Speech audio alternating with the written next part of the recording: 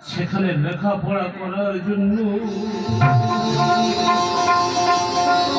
আমার শিবা অনেক লেখাপড়া শিখেছে, তাই না বাবা?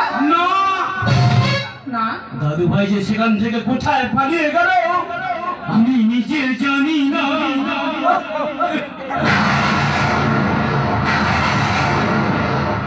কি কথা বলছো বাবা? এসব তুমি কি কথা বলছো?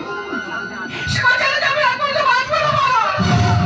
শিবা যে আমার জীবন, হ্যাঁ আমার আমাকে তুমি আমার জীবনে ফিরিয়ে দাও। আমার শিবাকে তুমি আমার জীবনে ফিরিয়ে দাও। আমার শিবাকে তুমি আমার জীবনে ফিরিয়ে দাও বাবা, আমার জীবনে ফিরিয়ে দাও। মমতা